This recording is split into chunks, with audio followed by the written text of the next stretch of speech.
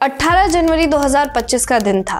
केरला के कोझिकोड के एक कस्बे थमर ससेरी में सुबेदा आराम कर रही थी। सुबेदा की कुछ ही समय पहले सर्जरी हुई थी, इसीलिए सुबेदा ने अपनी बहन के घर में रुकना चुना था। कुछ ही देर में सुबेदा पर एक शख्स ने कुल्हाड़ी से वार किया और बर्बरता से सुबेदा की हत्या कर दी।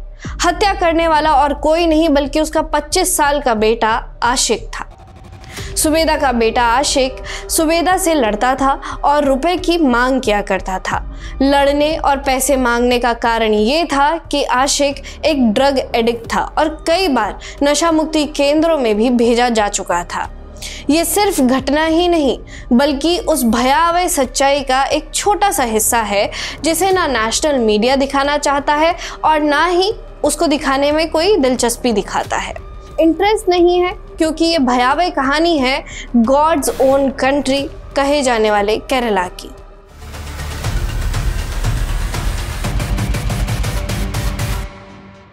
लिटरेसी और वी ईट बीफ के राग के बीच ड्रग्स ने केरला के समाज को जकड़ लिया है। केरला का युवा इस नशे का सबसे बड़ा शिकार है। हालात इतने बुरे हैं कि केरला ड्रग्स के मामले में नित नए रिकॉर्ड गढ़ता जा रहा है। स्थिति कितनी भयावह है इसका अंदाजा मैं जो आपको आंकड़े बताने जा रही हूँ आप उससे लगा पाएंगे।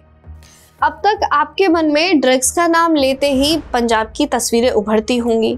हीरोइन के पैकेट, चिट्टे की पुड़िया, इंजेक्शन या फिर कफ सिरप की बोतलें, इनकी तस्वीरें इमेजिन कर पा रहे होंगे। लेकिन केरला पंजाब को कब का पीछे छोड़ चुका है। अकेले 2024 में ही केरला में 27,000 NDPS यानी नारकोटिक से जुड़े मामले दर्ज किए गए। इसी दौरान पंजाब में लगभग 9,000 मामले NDPS में दर्ज हुए, यानी केरला में अब ड्रग मामलों का स्तर पंजाब से भी ज़्यादा 3 गुना बढ़ गया है। लिटरेसी के मामले में भारत में टॉप पर रहने वाला केरला अब ड्रग्स के मामले में देश में टॉप कर रहा है। केरला का कोई भी कोना ड्रग्स के मामले में एक दूसरे से पीछे नहीं है। केरला में 14 जिले हैं और इन 14 जिलों में 2024 में 500 से ज़्यादा ड्रग्स के मामले दर्ज हुए हैं। वामपंथी शासन वाले केरला में जनसंख्या के हिसाब से पंजाब के मुकाबले लगभग 2.5 गुना ड्रग्स के केसेस सामने आ रहे हैं। पंजाब में जहां 1 लाख जनसंख्या पर 30 केसेस सामने आते हैं तो वहीं केरला में 1 लाख की जनसंख्या पर 78 केसेस सामने आते हैं। और केरला में ये समस्या तो पिछले कई सालों से धीमी धीमी बढ़ रही थी, लेकिन पिछले 4 सालों में ये एक्सप्लोड हो रहा है। पिछले 4 सालों में केरला में 87,101 ड्रग्स के केसेस सामने आए। ये केसेस पिछले 4 सालों के मुकाबले 130% ज़्यादा है। केरला के अखबार और न्यूज़पेपर वेबसाइट ड्रग मामलों में गिरफ्तारी की खबरों से पटे पड़े हैं और केरला की इस समस्या का सबसे बड़ा शिकार आपको पता है कौन है? वो है वहाँ का भविष्य यानी कि केरला का यूथ। वामपंथी दलों की हिंसक राजनीति जैसे पहले ही केरला के युवाओं को बर्बाद कर चुकी थी।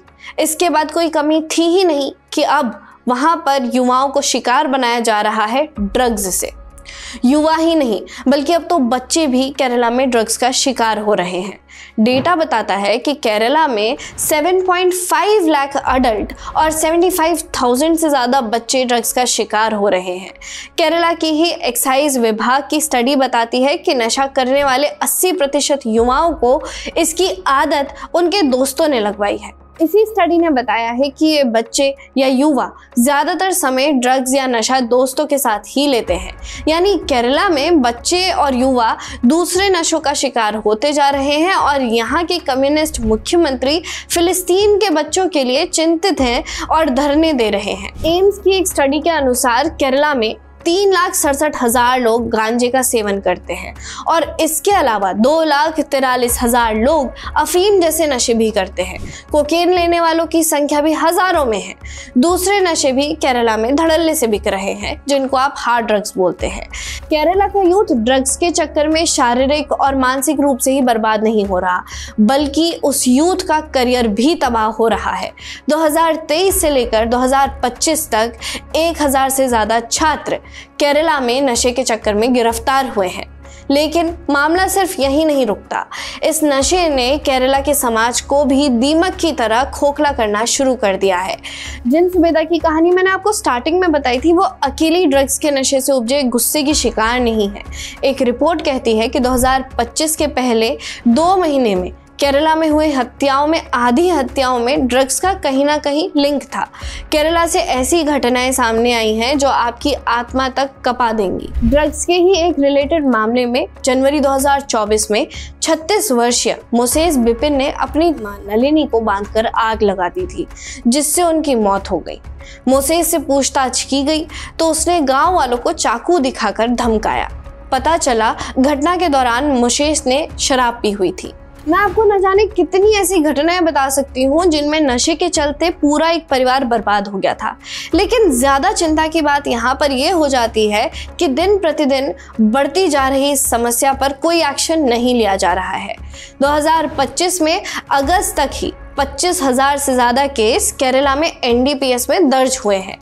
ऐसे में साल के अंत तक क्या हाल होगा ये अंदाज़ा लगाया जा सकता है, लेकिन इन सबके बीच केरला की वामपंथी सरकार का ध्यान इस समस्या पर नहीं है। मुख्यमंत्री पिनाराई विजयन क्यूबा के कथित क्रांतिकारी चे गुवेरा को श्रद्धांजलि देकर अपना टाइम व्यतीत कर रहे हैं, और वो एक्शन ले भी कैसे जब कम्युनिस्ट नेता ही इस काम में पकड़े जा रहे हैं। दिसंबर 2022 में DYFI का एक गुंडा जिनेश गिरफ्तार हुआ। उसके पास फोन में कई बच्चों को ड्रग्स देने के सबूत मिले। तो जहां कुएं में ही भांग पड़ी है, वहां भला ड्रग्स पर कोई कार्रवाई क्यों करेगा? लेकिन ये समस्या दिन प्रतिदिन विकराल रूप लेते जा रही है और इसका कोई अंत नहीं है। शायद केरला की वामपंथी सरकार उस दिन का इंतजार कर रही है जब उड़ता पंजाब की तरह उड़ता केरला नाम की कोई मूवी बनेगी। देखते रहिए ऑप इंडिया।